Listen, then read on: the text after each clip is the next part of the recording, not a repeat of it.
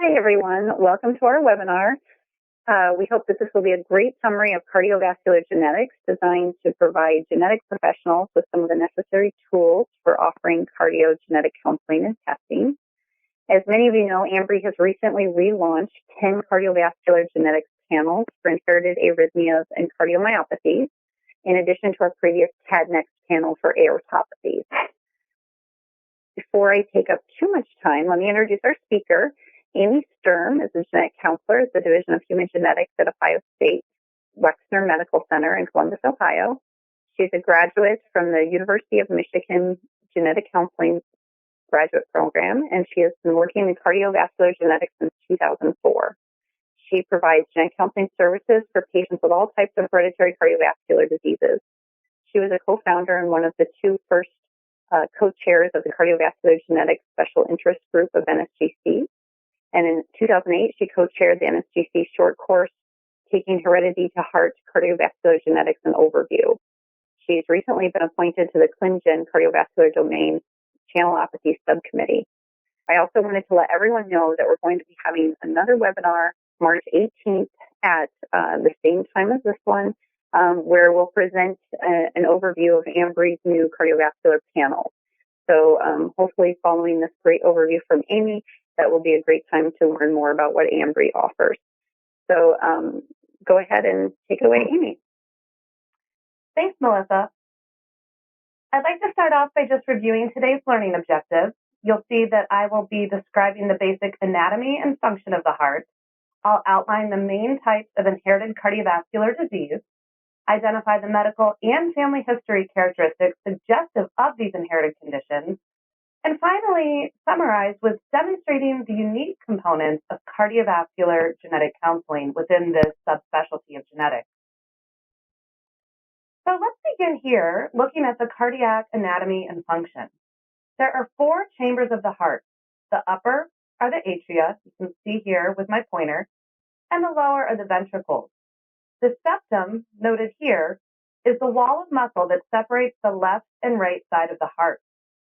Four types of valves regulate blood flow throughout the heart. The tricuspid valve regulates blood flow between the right atrium and right ventricle. The pulmonary valve controls blood flow from the right ventricle into the pulmonary arteries, which carry blood to your lungs to pick up oxygen. The mitral valve here then lets oxygen-rich blood from the lungs pass back into the heart from the left atrium into the left ventricle.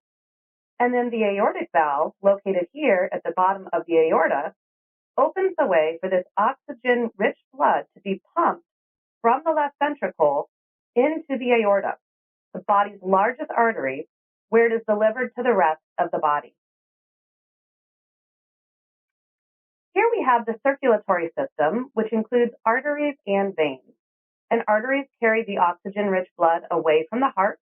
You can see here, again, the thoracic aorta going down through the chest into the abdominal aorta, down to the lower part of the body, with veins then carry the oxygen-poor blood back to the heart for reoxygenation. The heart also has its own electrical system, also known as the conduction system.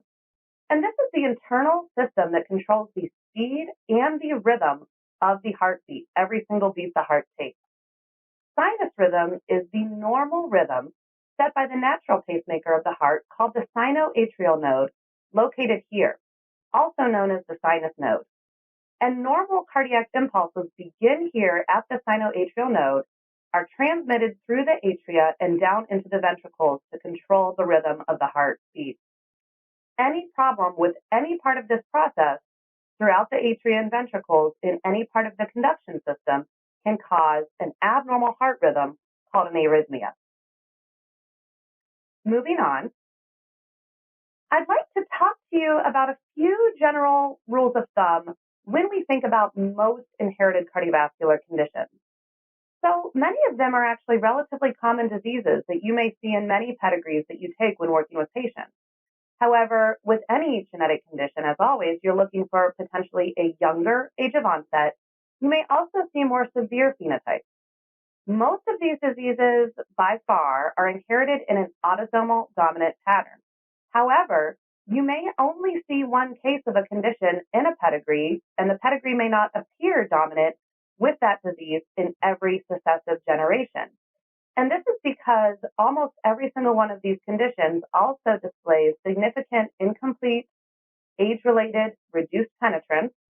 Also, of course, we are seeing smaller families, and we know that there can be a lot of variability in expression of signs and symptoms of these conditions. And so many of the affected individuals in the family may not even be aware of the symptoms they're having and may not know that they are connected to the hereditary heart disease in the family.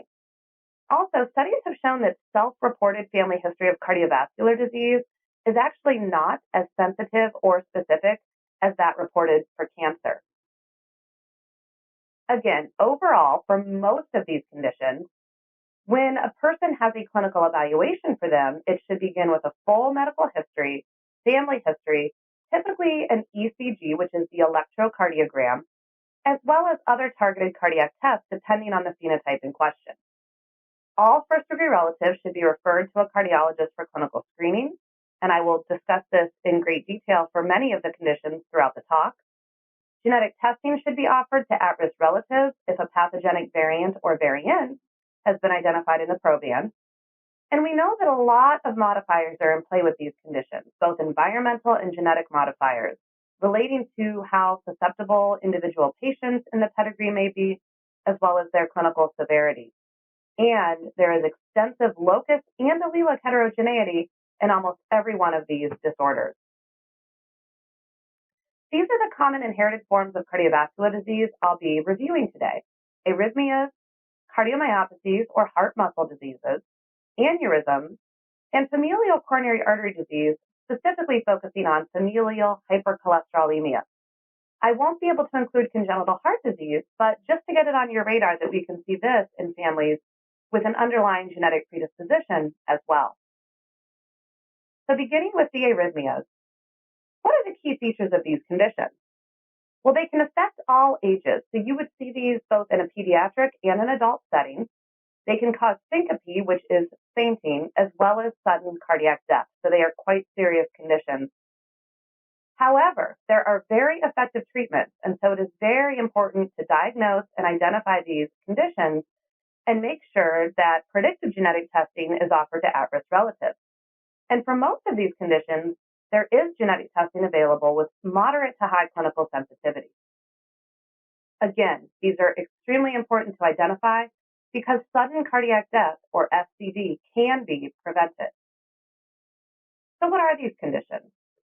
Well, here I've summarized a list of the hereditary arrhythmia conditions for you.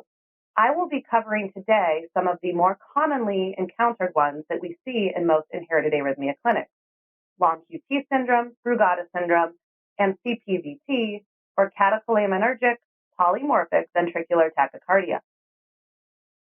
But overall, when you're taking a pedigree, you should be suspicious for one of these syndromes if you see a family or personal history of syncope, which is again fainting, sudden death, as well as accidental, suspicious, or unexplained death. So drowning in someone who was a good swimmer, or a single motor vehicle accident involving just one person driving a car. That doesn't make sense. SIDS, or sudden infant death syndrome, can also be tied to these conditions. Also, if you see individuals with pacemakers or ICDs, which are implantable cardiodefibrillators that had to be implanted, exercise intolerance, and seizures can also be part of these disease spectrums. Starting with long QT syndrome. This is a relatively common genetic arrhythmia with a prevalence of up to 1 in 2,000 individuals based on population electrocardiogram screening. It is clinically identified on an electrocardiogram by a prolonged QT interval, shown here in the figure of this EKG on the right. Patients will present with syncope or sudden cardiac death due to ventricular arrhythmias, so abnormal heart rhythms in the bottom part of the heart, the ventricles. Seizures can be part of this disease spectrum, and this is mainly due to cerebral anoxia or lack of oxygen to the brain. And so a history of seizures in a patient or a family history may be something that was misdiagnosed and was actually an arrhythmia. Overall, Mutations in both ion channels and ion channel interacting proteins are involved in the predisposition to long QT syndrome, and they result in a delay in repolarization within the heart and the electrical system, providing an increased risk of arrhythmia. As I alluded to earlier, the variants in these channel genes are also associated with sudden infant death syndrome, or SIDS. Here in this table, I've summarized 3 main common long QT syndrome phenotypes. So here you can see on the far left, we have long QT 1, 2, and 3, which are the clinical phenotypes caused by mutations in 2 different potassium channel genes and then this sodium channel gene, SCN5A. The most common type is long QT1, accounting for over 60% of cases, with long QT being second most common and type 3 being the third most common, but much more rare. When you're working with a cardiologist or electrophysiologist, they may be able to identify specific T-wave patterns on the electrocardiogram that may be part of these phenotypes. And you can see that between the different phenotypes, there is a diversity in how common it is for a patient to have a cardiac event. And when I say cardiac event, I'm referring to both syncope and sudden cardiac death. You can see that most commonly with long QT1, you may see more of a clinical presentation. And with patients with long QT type 3, there is much more reduced penetrance. We also know that for each one of these individual phenotypes, there may be different triggers to the arrhythmia. And so for long QT type 1, exercise, sudden emotion, swimming can be seen as event triggers. We know for long QT, and particularly the postpartum period after pregnancy, is a high-risk period. And for long QT type 3, oftentimes the arrhythmia happens when a person is at rest or in sleep. You can see here too, the sudden death risk with these conditions is hovering right around 4%, with long QT type 3 having a slightly higher risk for sudden death. There is clinical genetic testing available for long QT syndrome, and to date, at least 13 genes have been associated with this phenotype. Clinical sensitivity of most genetic testing is typically around 75%, and interestingly, up to 10% of patients may have more than one genetic variant associated with their long QT phenotype. Interestingly and importantly as well, at least 5% of patients may have normal DNA sequencing, but may have a deletion or duplication abnormality. And a recent study published by Bark et al. In the Journal of the American College of Cardiology in 2011 showed that copy number variants in the 2 most common potassium channel genes explained approximately 3% of long QT in patients with no point mutation in these genes. And so it's very important to make sure if a patient has normal DNA sequencing to rule out a copy number variant, especially in the 2 most common genes. Again, once the pathogenic variant has been identified, genetic testing should be offered to all first-degree relatives, regardless of whether they have an abnormal QT interval on their EKG or not, because not every patient with the genetic predisposition will have a finding on their electrocardiogram. And this is a recommendation of the Heart Rhythm Society genetic testing guidelines for genetic testing, which I'll give you the reference for later. Long QT can be managed, especially type 1, quite effectively with beta blocker medications. Some patients, especially if they've had a previous syncopal episode or sudden cardiac arrest, will require implantation of a ICD. And there are also many preventive measures we counsel patients about, including avoiding specific drugs that can actually make that QT prolongation even worse. And these medications can be found on a website called qtdrugs.org or crediblemeds.org. And there are many common medications on this list, including antibiotics, antidepressants, and so it's very important for patients to receive this information. Also, we need to have discussions with patients about the avoidance of adrenergic type stimuli, including alarm clocks, other loud noises. And there needs to be a very detailed counseling session focused in on if a patient is heavily involved in athletic activity. We all know that, of course, a certain amount of exercise is very good for the heart, but in these patients, unfortunately, exercise can be a risk factor. And especially if a patient is involved heavily in competitive athletics, there may be some restrictions or limited participation that do need to be recommended to the patient. Brugada syndrome would be the next condition we talk about. Brugada has been more relatively recently identified, and so its overall incidence is difficult to ascertain, but it is thought to be the most common cause of sudden death in younger individuals in South Asia. Interestingly, there is a very high male to female prevalence with a ratio of 8 or 9 to 1, higher prevalence in males to females. It is characterized by very specific electrocardiogram findings, including 3 different Brugada-type patterns that can be seen on an ECG. Patients typically present with episodes of syncope or sudden cardiac death. These are caused by very fast ventricular tachycardia, so a very fast heart rate in the lower chambers of the heart, or ventricular fibrillation, which is a rhythm that is just absolutely uncontrolled and fast in the bottom chambers of the heart. This condition typically presents a little bit older during adulthood with a mean age of sudden death at approximately age 40, but there is a very wide range that has been published. And typically we see this condition being inherited with an autosomal dominant with incomplete penetrance pattern. Variants in the sodium channel gene, which again, if you recall, this is the gene associated with type 3 long QT syndrome, are the most common known cause of Brugada syndrome. Up to 14 different genes have been found to be associated in different research studies, and our current genetic testing sensitivity is about 30% in this area.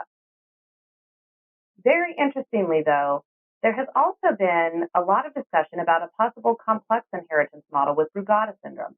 And while it is most commonly considered a Mendelian disorder, we also think that complex inheritance is playing a strong role with Brugada syndrome probands.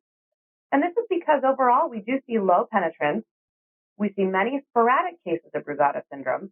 There have been studies that have shown that in some affected family members with Brugada syndrome clinical features and ECG features, they do not have the known familial sodium channel variant that has been found in their family. And linkage analyses have not been successful in discovering new disease-causing genes. In fact, a recent genome-wide association study was published in Nature Genetics in 2013 that showed a role for common genetic variation in the susceptibility to Brugada syndrome. And they discovered and then replicated 3 different single nucleotide polymorphisms that were not only associated with Brugada syndrome, but as a higher number of these risk alleles was present in patients from 1 up to 3, there was a cumulative effect of risk for Brugada syndrome susceptibility. And so many of the probands with Brugada syndrome may have a stronger genetic load of risk variants and not one major Mendelian genetic variant that is playing a role. We'll next talk about CPVT.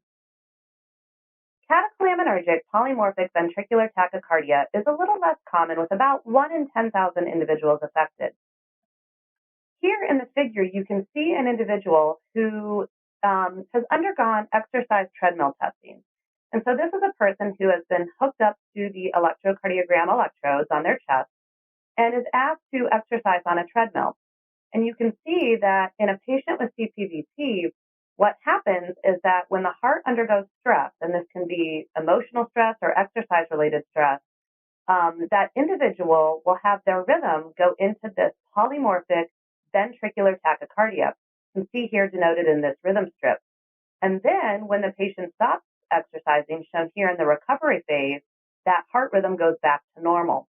So again, this is a condition where release of catecholamines, and this can again be exercise, emotional, or stress-induced, can cause dysfunction in certain ion channels in the cardiomyocytes or heart muscle cells. Typically, these patients will have a structurally normal heart. Syncope is typically triggered by emotional and physical stress, and usually this is the first clinical sign, but sudden death may be the first manifestation.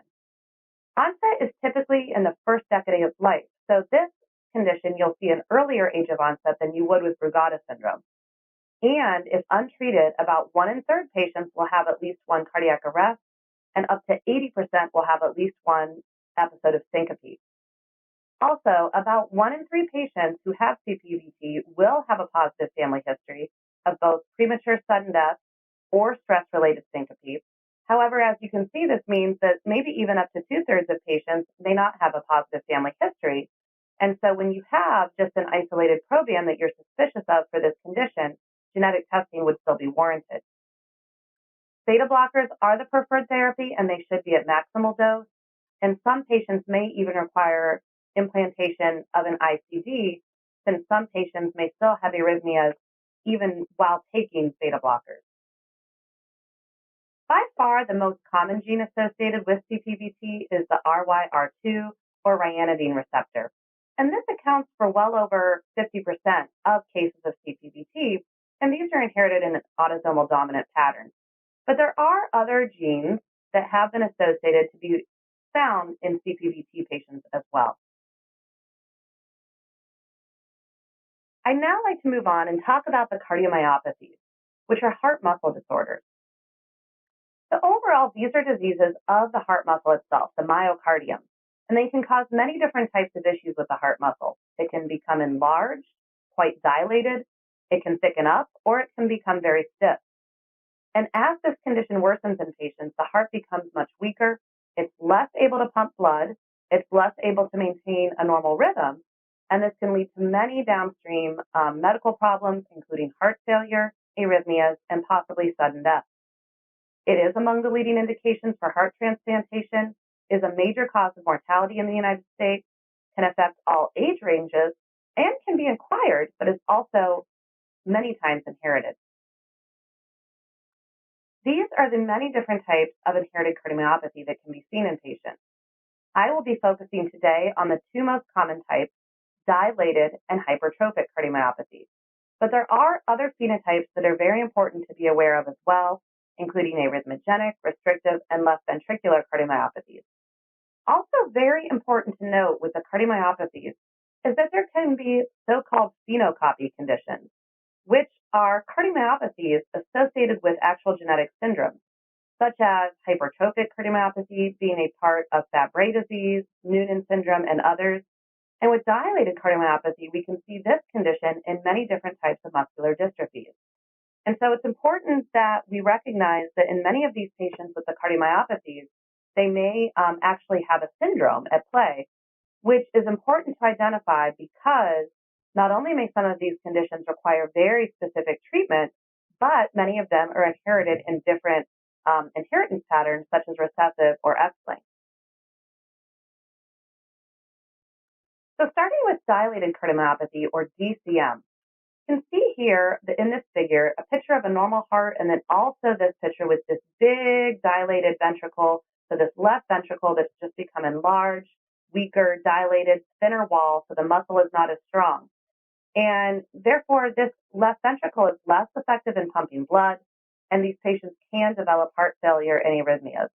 There are many different acquired causes of DCM, and this includes CAD, which is coronary artery disease, one of the most common types of heart disease. Also, certain infections, alcohol and drug abuse, or toxins can cause DCM. But the cause remains unknown in at least half of cases. We term this idiopathic DCM. And we know that a high percentage of patients with idiopathic DCM have a positive family history. Now, that being said, many cases of idiopathic DCM will not have a self-reported family history, but when clinical screening commences through a family with ECG and echocardiogram, even additional relatives are identified who have the condition but may be asymptomatic.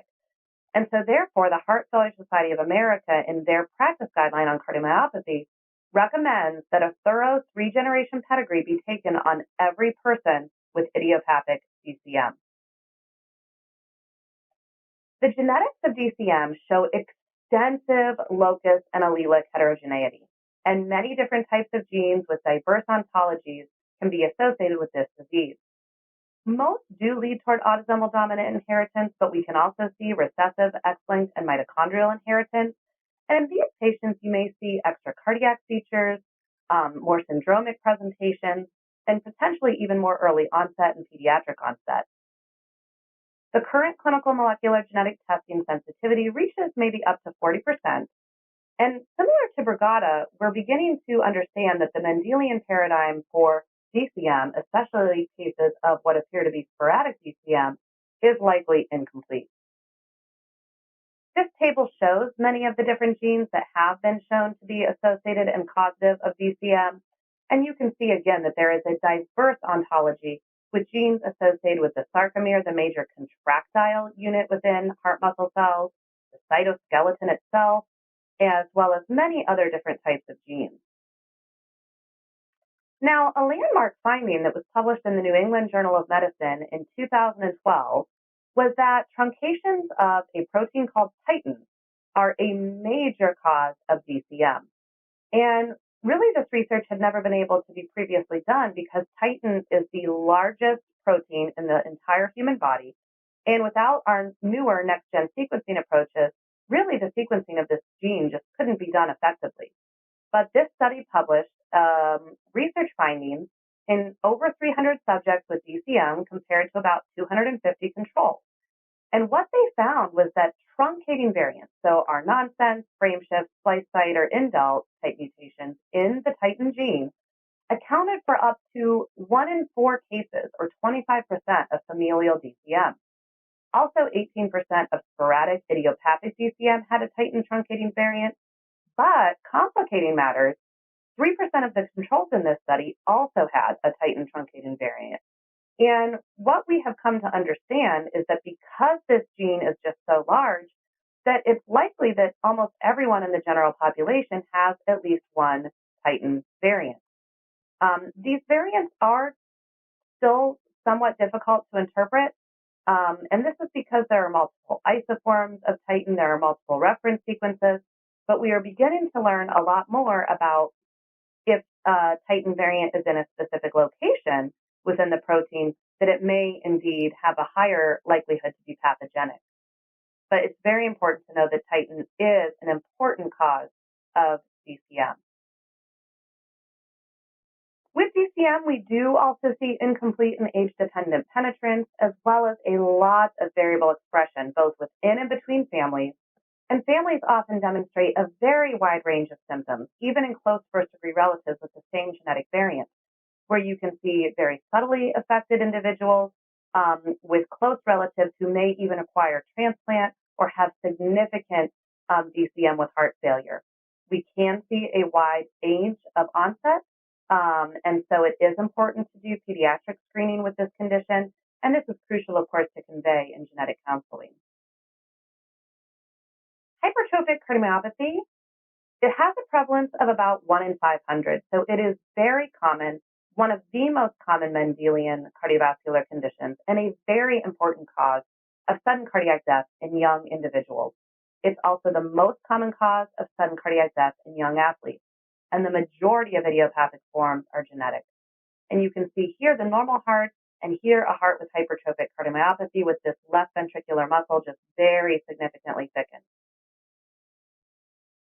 So again, the clinical features include this unexplained left ventricular hypertrophy or thickening. It can be diffuse, but typically it's maximal in the septum in between the two ventricles. Localized forms have also been seen. And there may be outflow tract obstruction. So going back here to the picture, you may see this thickening of the left ventricular wall or septum so thick that the outflow tract or the blood flow from the left ventricle into the aorta is completely blocked. And these patients may actually require surgery called septal myectomy to cut out that thickened tissue. The clinical spectrum is diverse. Again, you'll see a variable age of onset, but some of the most common symptoms include chest pain, exertion-related dyspnea, which is shortness of breath or impaired consciousness. Other patients may have exercise intolerance that worsens over time, and some of the most severe cases may present with heart failure, and some patients may, of course, also have unexpected sudden death. But the majority of individuals with this condition actually remain asymptomatic, and for many patients, their life expectancy is not altered. There is a risk, though, like I stated, for sudden cardiac death with HCM, which is actually somewhat higher in younger children and adolescents as the heart is growing. And after they reach and grow out of this higher risk period, is about a 0.5 to 1% annual frequency risk in adults. Usually, hypertrophic cardiomyopathy is inherited in an autosomal dominant pattern. We do again see a lot of locus as well as allelic heterogeneity. So most genetic testing for hypertrophic cardiomyopathy includes multiple different genes and full gene sequencing to make sure we can identify all the possible genetic predispositions. Most of the genes involved in predisposition to hypertrophic cardiomyopathy encode components of that sarcomere that I alluded to previously, which again is the contractile unit that is very important for overall heart muscle function within the heart muscle cells called the cardiomyocytes. And here in this pie chart, you can see that overall, in just all comers with HCM, the genetic testing clinical sensitivity is approximately 50%, with most patients having a mutation in one of these two sarcomere genes, the myosin binding protein C or the beta myosin heavy chain. As patients have positive family histories, or if they have younger ages of onset, also actually female programs with HCM may have a higher likelihood that clinical genetic testing will find their causative mutation. So the overall clinical sensitivity ranges from about 50 up to 60%, with cases with a positive family history having a higher clinical sensitivity. We see many private variants, and so many of these patients have private variants unique to just their family alone, and also up to maybe 5% of hypertrophic cardiomyopathy patients may have more than one gene variant and be double or compound heterozygotes. Typically, these patients will have a more severe phenotype, and when you see a pedigree where there may be a diversity in clinical presentation between close relatives, for example, an infant with hypertrophic cardiomyopathy in the setting of a family history of later onset, it is indeed warranted to search for more than one pathogenic variant in the patient that has the much more severe phenotype. And this may necessitate doing panel genetic testing in not just one person in the family, but potentially more than one, depending on who you test first in the family. This practice guideline, published by the Heart Failure Society of America, is a great resource that I wanted to make sure everyone logging in today is aware of. It provides clinical screening recommendations for all of the different types of cardiomyopathies, for both asymptomatic at-risk relatives who have a disease predisposing variant, as well as those at-risk relatives if genetic testing has not been able to identify the particular variant, or if genetic testing has just not been done yet. This is a table summarizing all of those screening guidelines, and you can see again for each of the different cardiomyopathy phenotypes, specific guidelines are present there for you to be able to utilize to provide to families who are at risk for these conditions. Multiple different types of clinical screening tests, including history and physical examination, are recommended. And you can see that different types of cardiac tests are recommended depending on what the specific phenotype is in the family. For example, some patients with hypertrophic cardiomyopathy or arrhythmogenic types of cardiomyopathy may require Holter monitoring, which is a 24-hour type monitor that patients wear to evaluate their heart rhythms over time. That being said, we have these guidelines, but clinical screening always needs to be delivered to individual patients on a personalized case-by-case basis. Starting off with the fact that screening should absolutely be initiated at any time signs or symptoms appear. And so if a person starts feeling palpitations, shortness of breath, other cardiac-related signs or symptoms, they should, of course, present to medical attention. Also, at-risk first-degree relatives with any abnormal clinical screening test, and this is regardless of genotype, should be considered for repeat clinical screening at 1 year's time, since we need to really pay attention more to their phenotype, not always just the genotype in all cases. Also, some recommendations have been provided for individuals who are considered to be specifically athletic individuals. And so for hypertrophic cardiomyopathy, for example, even moving out to second-degree relatives in families if genetic testing has not been able to be performed or find the exact genetic variant in the family, it's recommended that more distant relatives to the proband, especially if they are highly athletic, also undergo clinical screening. Finally, if at-risk relatives have normal screening results, it does not keep them clear from the possibility that they may develop cardiomyopathy in the future, since, of course, we see variable ages of onset in these conditions. And so really serial screening, continued screening over time needs to be recommended. Moving on to the aneurysm. There are many different hereditary aneurysm and dissection syndromes. And here in this figure, you'll again just see the aorta arising off the top of the heart and the thoracic aorta, which is located in the chest, moving down to the abdominal aorta, all connected down into the abdomen. And here you can visualize an aortic aneurysm or this bulge-like type weakening in the artery vessel wall. These conditions can also be associated with something called a dissection, which is when the actual lining of the vessel tears or rips. Blood will pool down in this area, which can cause further instability of that particular lining of the vessel.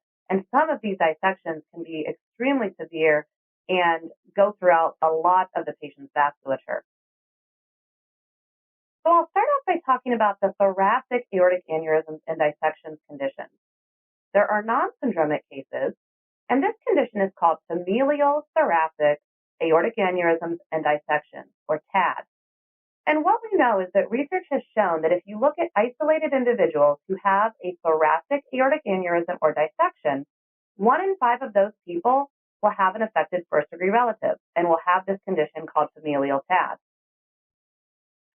There are also syndromic cases, including Marfan, Loeys-Dietz, and Ehlers-Danlos syndrome, which are connective tissue disorders associated with multiple different types of syndromic features.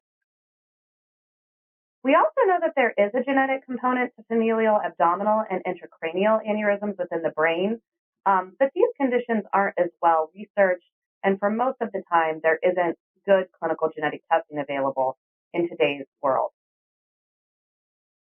So going back to familial TAAD, or the thoracic aortic aneurysms and dissections, what you may see in patients is a dilation of the aorta at the ascending aorta, so that part of the aorta that first ascends off the top of the heart.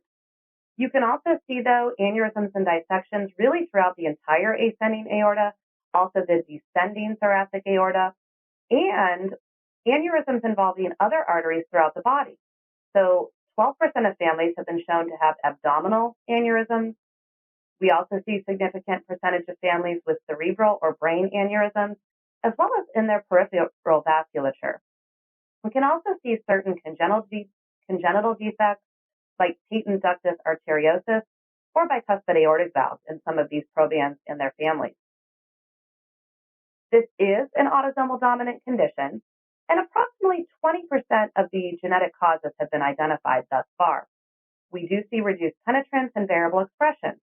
And the variable expression is interesting that it can affect at what age patients have their onset, also the rate of progression at how fast the aorta may dilate, the degree of dilation prior to a dissection, and location of dissection.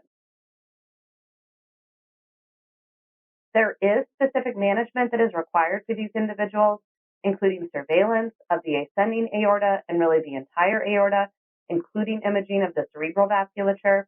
These patients will need to take certain medications and may even require surgery, and also should be recommended to avoid certain isometric exercises as well as many different types of competitive athletics.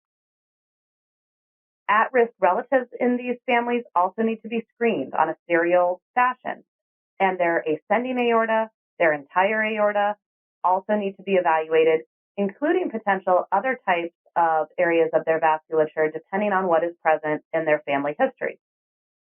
Also in these families, screening really does need to begin at a relatively young age because of the variable age of onset. And so even considering screening in childhood is important in these families. And all first-degree relatives of affected people should be screened, parents, siblings, and offspring. Because, again, we can see the variable age of onset, screening should go backward from the proband into the previous generation, with parental screening commencing as well. Moving on to familial hypercholesterolemia, which we also like to call FH for short. This is a condition that is very common, and it is a genetic cause of premature or early onset coronary heart disease associated with heart attack, also known as myocardial infarction.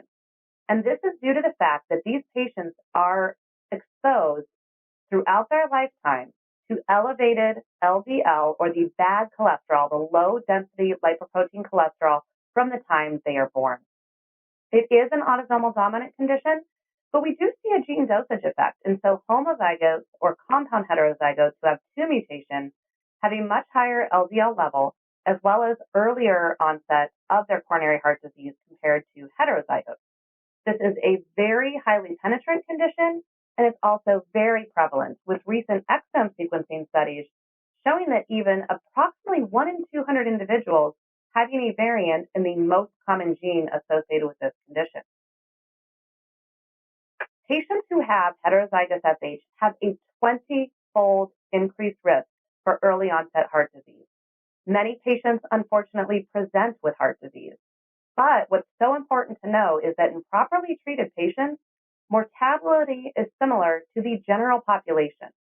Now, two numbers that I hope you remember after today's webinar are these two numbers here. And these are guidelines that have been put forth by the National Lipid Association. And that FH should be suspected if you see in an adult an LDL cholesterol value greater than or equal to 190. So remember that 190 number. If it is in a pediatric patient or someone under the age of 20, if you see an LDL cholesterol greater than or equal to 160, you need to be suspicious for FH. And the next step that's recommended when you're suspicious is to take a family history and to see if high cholesterol and premature heart disease is present. There are physical exam findings that can be present, but if they're not there, it does not rule out this condition. You can see buildup of cholesterol called xanthomas on the Achilles tendon, on the hand. You can see lipid deposits in the eye called a corneal arcus, and this is especially specific and sensitive to FH diagnosis under the age of 45. And this is a young child with homozygous FH with a very severe presentation of eruptive xanthomas on this individual's hands and knees. The main gene associated with FH is the LDL receptor, and by far it accounts for the majority of FH cases, but also genes are important as well, and we still have more research to do because we don't understand all the genetic underpinnings of this condition. This condition is so common and so treatable that the CDC Office of Public Health Genomics has classified it as one of their few Tier 1 genomic applications, right up there with newborn screening, BRCA testing, and Lynch syndrome or hereditary colon cancer tumor sequencing. And so we really consider FH to be this winnable battle, and it's very important to diagnose and then do cascade clinical testing throughout a family in hopes of preventing the complications from this disease. Children need to have screening in these families. Not only has the National Lipid Association and National Heart and Lung Blood Institute recommended universal cholesterol screening for children between ages 9 and 11, but for children in families with FH or premature cardiovascular disease, they are recommended to consider having screening beginning even at age 2 years. I'd now like to talk a little bit more about the major red flags that you should be looking for when you are taking an informative pedigree, which again is an essential tool for incorporating cardiovascular genetic medicine. Of course, at least 3 generations should be evaluated. And family history is very imperative in diagnosis, determining inheritance patterns, identifying at-risk relatives, and again, selecting the best person to initiate genetic testing in.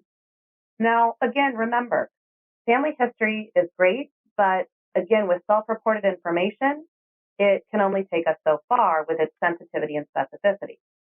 Now, some of the important red flags that I wanted to have you be able to keep kind of in your toolkit for evaluating family histories and determining if you're seeing red flags for potential cardiovascular genetic evaluation are listed here on this summary slide. So if you see an individual with a heart attack, first of all, question whether that was really truly a myocardial infarction associated with atherosclerosis. A lot of patients report heart attacks, and it may even be a primary arrhythmia, possibly even an aortic dissection, cardiomyopathy. And so getting medical records, death certificates, autopsy reports is always extremely helpful in these cardiovascular genetic evaluations. I've also gone on to list a lot of other red flags that if you see these in the pedigree should be piquing your concern for a cardiovascular genetic condition: sudden death, syncope or pre-syncope, exercise intolerance, transplantation, early onset heart failure, multiple family members with implanted devices, again, SIDS and seizures. And I've also listed here in the sub-bullets the conditions that you may be thinking about if you see these red flags. Finally, it's so important to work as a team when you're approaching these families and working through them, the families with the hereditary heart disease. The cardiologist, of course, is the primary caretaker taking care of their heart. We, as the genetic counselors, are there to provide all of the information that I've been able to share with you today about risk, inheritance patterns, chance to have positive genetic testing, other potential types of results on genetic testing. We oftentimes work very closely with pathologists who are reviewing autopsy reports or cardiac biopsies and helping us really dig in and look at that heart tissue and helping with differential diagnoses. We oftentimes are also working hand in hand with coroners and medical examiners, the ones who may have performed the autopsies on these patients or family members that had sudden cardiac death, seeing if we can access samples for genetic testing. We also work very closely with many researchers who can help us research a lot of the novel variants we're identifying on the genetic testing panels, hoping to determine whether they do indeed have functional significance and are indeed pathogenic. There are many different patient support groups and other medical team members that we work with when we're evaluating these cardiovascular genetic families. There are special considerations that are different and unique to cardiovascular genetic counseling compared to other subspecialties. Again, I've said this previously, but this is a really important take-home point. When at all possible, you should initiate genetic testing in the patient with the most severe phenotype. This will give you the highest clinical sensitivity, and because many of these patients have compound or double mutations, you want to make sure you're giving it your best shot to identify all potential genetic variants playing a role in that family. Clinical presentation of certain patients or families may require large panels inclusive of multiple phenotypes. I oftentimes see a lot of patients that have both conduction system disease or electrical problems in the heart, and then family histories of things like heart failure. And so with these types of families, we really want to make sure we're evaluating certain conduction system, arrhythmia, heart failure, and cardiomyopathy genes. We also in our clinic have been, when panel negative, moving on to consider whole exome sequencing, especially if you have an informative family or a trio where you think you can do this, or if you think your family looks consistent, possibly with de novo or recessive inheritance. Again, in many of these families, we may be coordinating post-mortem genetic testing because the first person that may present in some of these families is the person who has experienced a sudden cardiac death. And the NSGC Cardiovascular Genetics Special Interest Group had a team that put together some wonderful, extremely useful resources here at nsgc.org/postmortem that can really help you walk through all the things you need to know about how to coordinate this type of genetic testing for patients and families. Even though many of these conditions are adult onset, we oftentimes do consider and talk extensively with families about predictive genetic testing in children. And this is because of the variable ages of onset we can see in so many of these phenotypes and the importance of potentially interacting and getting, whether it be medications or other things, to at-risk children when they need them. It may also be a good time to have discussions with families and their children about participation in different types of activities, especially, of course, athletics and competitive athletics. And if you have a variant that has a very strong evidence that it's playing the pathogenic role in the family and you can do predictive genetic testing in children, you, of course, can be able to hopefully release certain children who didn't inherit the pathogenic variant from long-term, year after year clinical serial screening. There are also some unique social counseling issues and needs that we experience with these families. They have to adapt to living with these devices that, while they may save their lives, aren't without issues. Several patients may need battery replacements for their defibrillator, or they may need to have new defibrillators implanted if they had faulty problems. Some patients' defibrillators actually provide them shocks that aren't necessary based on certain settings that are very difficult to set with the defibrillator. These patients also need to deal with taking a lot of different types of daily medications oftentimes. Again, I've talked about this with many of the conditions, but some of these will have activity restrictions. I've worked with many very highly athletic families over the years, and this, of course, is a major loss to them. Also, I've worked with patients who were teenagers who may have wanted to go into careers such as law enforcement, where I had one young gentleman with CPVT who then had to make a very difficult decision to change his career path. These patients are dealing with a risk for sudden death, and not only their own personal risk, but fear for their children. And many of these patients have a lot of concern and questions about insurance discrimination, really oftentimes specific to life insurance discrimination. So this is important to definitely include in your pre-genetic testing counseling of these families and patients. Another take-home message with these conditions, and this figure really shows and summarizes this, is the relationship between so many of the genes that can be tied to more than one phenotype. And I've talked here about the sodium channel gene for an example, which is not only associated with channelopathies, including long QT and Brugada syndrome, but can also be seen in other types of conduction system disease and even dilated cardiomyopathy. And so again, we see a lot of genetic overlap, extensive locus heterogeneity. Here you see connected to dilated cardiomyopathy. And this is why some of the genetic testing panels are, of course, built the way they are. In summary, we do have a lot of utility and value for this information. Confirmatory diagnostic testing, again, identification of those phenocopies, so those syndromic diseases that may require specific therapies again and that may have different types of inheritance. We can confirm that familial presentations and sporadic presentations do indeed have a molecular genetic etiology, and if we can do that, then we can offer predictive genetic testing again to at-risk relatives.